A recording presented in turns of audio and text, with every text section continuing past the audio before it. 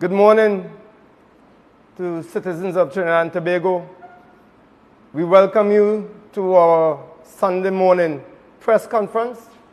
I'm very happy to have with me the MP for Chaguanas East, Vandana Mohit, the dynamic Vandana Mohit. I am Senator David Nakhid, and we're going to address some of the issues that is beleaguering our country at this moment. I will get straight into it.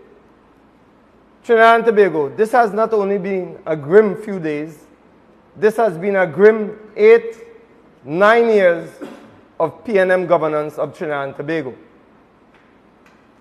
Who could not be moved by these headlines in the Express? And I want you all to look at this, because here in Trinidad and Tobago, we look at these headlines, we look at the reality of our situation, and we gloss over it. So here we have shattered dreams. And I'll give you all a story to that. You all know the story, of course, of Ezekiel Pariah, 12 years old, killed, murdered, riding his bike, described by his mother, friends, as outdoorsy, loving football, aspiration to go to Fatima College, out of Eastern boys. This might seem normal for a lot of our citizenry, but for boys now coming from Mova, Lavantil, Beetham, this is an extraordinary aspiration, and I want you all to understand the depth of that. And what has been shattered here is not merely the dreams of a boy, but the dreams of a family, the dreams of a community. And it's a community that I came from. This is Lavantil. This is where my mother, my uncles come from. So when I saw this shattered dreams, my response was not only to be sad and angry, but it's always to let our people understand where we are. Because we bring the truth. The UNC brings the truth to the people. As we heard, the truth shall prevail. That's exactly what it will and it has to. Because clearly we've had enough. How many of these headlines are we going to see?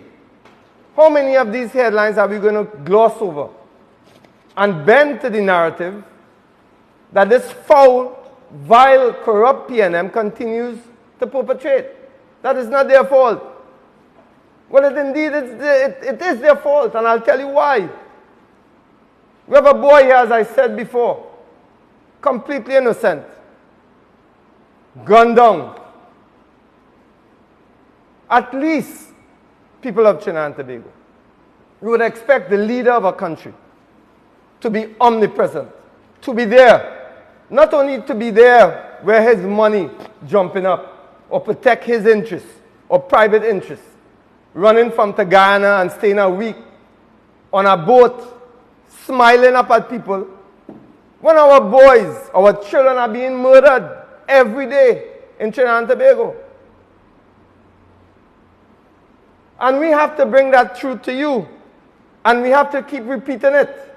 Because we are countering an evil, pernicious, nefarious PNM government. That a prime minister, for 9 years, and after 9 years, has not once addressed the murders of our children. Andrea Barrett, Ashanti Riley, Semyon Daniel, and Antonio Francois, who were murdered in that same Lavantil area. Murdered after exposing abuse, some say by PNM operatives. Not one comment by the Prime Minister. Prime Minister Keith Rowley never commented. And my story to you, Trinidad and Tobago, is a personal one. About 3 or 4 days before this boy was so tragically murdered, I was honored by the community I grew up in, Mongdo, which some used to call a hotspot. And I am against that word. We in the UNC are against that word called hotspot. We are not stigmatizing anybody. These are areas that have been put in crisis by the PNM after 9 years, by the PNM after 51 years. Their constituencies that they have put in perpetual crisis. They are not hotspots. I go up to Lavantil to Picton every week to see my uncles. The Seaton family is still operating. The Charles family, the Waldron family, Buckmeyer family, still operating. They are not hotspots. These are areas that have been put into perpetual crisis by the PNM government, and Rowley in particular. Hines, I am not going to get caught up in the Hines game. Hines is there, his failure is there, writ large for the population of Trinidad and Tobago because of Keith Christopher Rowley. Don't tell me Rowley does not know the sentiment and feelings of the entire population. MP Van Dana, he knows. He knows that the population is highly dissatisfied with Fitzgerald Hines. But he knows that if he keeps Fitzgerald Hines, we'll keep blaming Fitzgerald Hines for a problem that Rowley has created and continues to perpetrate on the people of Trinidad and Tobago. That is Fitzgerald Hines, a complete failure being there. We heard no comment from them when that shooting in Rose Hill Community School, a school where my mom, my uncles attended. There was no comment. Keith Christopher Rowley, in his disdain, didn't even go and visit these young students. Now, it has come full circle. Because dreams, just like catastrophes and tragedies, tend to come full circle. So while this dream has shattered, it is because that circle of trust, that circle of community, that allowed me to be honored, allowed those boys in Santos Football Club to honor me after 50-something years because they made me dream. They made me dream just like Ezekiel Paria had hopes of dreaming. He wanted to be a Fatima boy, go on to play football, go on to be a pilot. When his dreams are shattered, it's not his dreams alone. It's that of the family, that of the community, who were hoping maybe after 50 years, they could honor him like I was honored by the Mongdor community. And this is real. This is something that keeps community alive. It keeps it alive. These are not just mere words. But what does Rowley do on that? Rowley spits on that. Gallivanting all over the place. All over the place, except being in the place where he's needed. And I think a political commentator said that. He said that Rowley is not only absentee, he has absconded like the rascal he is. But anytime your money jumping up somewhere, or some personal interest, somehow his lapdog could find his way in Venezuela, easy. And we thinking, well, he go in and get something to help with the oil spill, he can come back with that thing. We don't know what he went to Venezuela for. And Rowley in Guyana, when Irfan Ali and other dignitaries left to go and take care of their business, Rowley's still in Guyana on a boat, smiling all over the place. Rowley going up to see all kind of sightseeing. Where what the sightseeing we're seeing is a 12-year-old boy on the pavement, dead. A couple of days before that, a father gets shot right in front of Gloucester Lodge Moravian Primary School. So children now, for breakfast, instead of proper breakfast from this government, who decimated the school feeding program, their breakfast is to watch a man dead in front of the school. Did Rowley make an announcement? Did he make a pronouncement? Not one thing. All they come is the same narrative, the same lies. When Kamala Prasad Bissessa was making sure the borders were shut down, closed, Rowley and them have the borders open up. So it's not only when we had laptops coming in for the children, Rowley and them have guns coming in to give the boys up in Lavantil. The boys and them who can afford a bottle of water, they have guns worth $1,000, $1,500, $2,000, $3,000. How is that possible? Rowley is saying to the people of Trinidad and Tobago, we do not care about you, especially when you have no business interest for us. This is what Rowley is saying to the people of Trinidad and Tobago. He's saying to you, the people of Trinidad and Tobago, my money, his personal money, not sleeping out, but the children of Trinidad and Tobago could be killed, brutalized, raped, tortured, murdered. And I want to say this and address this to the director of the Children's Authority, who had a nice article talking about he's concerned about how many children are being killed. He's concerned about the 585 cases of abuse reported for January alone, 2024. Well, I have to say to you, Mr. Sheldon Cyrus, you're Prime Minister, because you're a line minister. It goes all the way to him. The Children's Authority is part and parcel of the Prime Minister's office. So you, Mr. Cyrus, must call upon Prime Minister Rowley and ask him, with these increasing cases of abuse for January 2024, 500 plus, why haven't you asked the Prime Minister? Why hasn't he done anything when a report from Julia Jones, which the UNC was primarily responsible for having action that made that possible, that commission, that inquiry by Julia Jones, laid a report on the Prime Minister's desk. And until what? Rowley has done nothing. Nothing. So I'm calling out all the hypocrites here we have in Trinidad and Tobago. I'm calling out the unions who can see 4%. And all this comes back to crime. When you don't fight for the workers, and I want to bring this in, and this is very important. Why? Because I can tell you why. And Selwyn Cudjoe alluded to it briefly in one of his articles today. It's called racial insanity. Because you can bet your bottom dollar, Trinidad and Tobago. You can bet your bottom dollar. Had Kamla Persad-Bissessor or Basil Pandin been Prime Minister, you think those murders of those black children all up and down Laventille, Belmont, Tinapuna, you think the unions wouldn't have been in an uproar? They would have been pulling Kamla Persad-Bissessor all over the streets, the unions. Not a word. All of a sudden they find Jesus.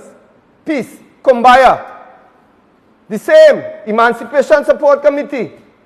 Studying the pull down statues while black people young boys and girls getting killed up in Laventille all over the place. Had it been an Indian Prime Minister, it would have been a completely different situation. You would have called them to account. Why is no one calling Keith Christopher Rowley to account for the murder and the killings of young black boys and girls up and down the East-West corridor? We have to ask these questions. We have to call out these hypocrites. And I'm doing so now. Keith Christopher Rowley, when he decides to come back and grace us with his presence in Trinidad and Tobago, I'm addressing certain things to you. Kamla Persad-Bissessor, in her crime thoughts, outlined a whole crime plan. It was part heavy, iron-fisted, but in most part, it relies on programs. You know, people focus empty the clip. But she had a lot of programs that goes with that. You can't just come and talk about empty the clip and target. She addressed those things. I'll give you an example. The biggest factor, the most significant factor that contributes to crime is poverty. Poverty. Everyone, all studies, United Nations, WHO, all of them point to that fact. Under Kamla Persad-Bissessor, we had baby grants, single mothers grants, all of these things, meal grants. We had all of these things under. That is important. Let me tell you why. When you have food insecurity, which is what we have in these crisis areas that the PNM has basically allowed to flourish. And I'll sidetrack here, because I remember our honorable deputy political leader said, it's not a knee-jerk reaction anymore by Keith Rowley. Something happens, Keith Rowley comes out. Economic Recovery Committee. Big hoopla. Tell me one actionable policy that has come out of that. Tell me one job created, except for the board members of that recovery committee. Tell me one job created for anybody in those crisis communities. But 3 black men get killed, Rowley come out. Big thing. This must happen. We must have recovery committee. We must have this and that. Nothing happened. Same old talk, same puppy show that he talks about. That is Keith Christopher Rowley. The other day something happened. Rowley come out. 100 million. What have you heard about that 100 million subsequently? Absolutely nothing. And we will hear nothing. Because Rowley knows that we'll have this. For one day, We'll have this for one day, shatter dreams, and then that is it. And I want this to penetrate the psyche of our people. Because while I was allowed to dream for my community and make it come full circle where I could help my community, this boy has no more dreams. Because of PNM and Rowley, another dream deferred. Another dream destroyed, shattered. And I want this to penetrate because this must be our pivot. This must be our pivot right here. The pivotal moment must be this. What a beautiful young boy we lost. Tragic. And it's even more tragic to me when that racial insanity that Selwyn Kajot spoke about, he spoke about it in one context. But I think we can expand that. We have to realize when that so-called Indian woman, Kamla Prasad Bisesar, were telling the residents of East Port of Spain, you need to own your own homes. She and Jolene John came up with that plan. You pay $100 or $200, you own your home because she understood, and still understands how important for the people of Eastern Port of Spain. Dry River, where my Auntie Twiggy is, where all these people are. They own nothing. They own nothing. What Rowley came out and said, and I'll keep telling you, Rowley say, they're trying to fool black people. So Rowley has them as perpetual renters. That is PNM. Rent, keep renting for the rest of your life. Nothing sure, no guarantee in your life. You can't build wealth for your family. That is Rowley. When they came out, Kamla Prasad Bisesar and the UNC and said, take laptops. What Rowley said? They feel black children don't see. Racial insanity. Racial insanity. So I am calling on all these committees I mentioned. Emancipation Support Committee. And their figureheads who tend to have events once a year so everybody can play African for a day. I'm calling on you all to start calling Rowley to account. Asking him why he is not going up in those crisis areas that the PNM created. And demanding action from your Emancipation Support Committee. Kafra Kambon, your son, your daughter, I don't care who it is. I am angry that I have to call my uncles and know that the Hill is angry, but feel they can't do anything about it. Because I know if this happened to any of those upper middle class communities, we'll see action. We'll see action. But if it happened in Lavantil, Mongdo, Tinapuna, it doesn't matter. As my uncle say, David, people beaten up in Trinidad and Tobago. But for us, there's normal. There's normal. And he himself knows how tragic it is that under a so-called African government, black government, black people are dying every day, every minute.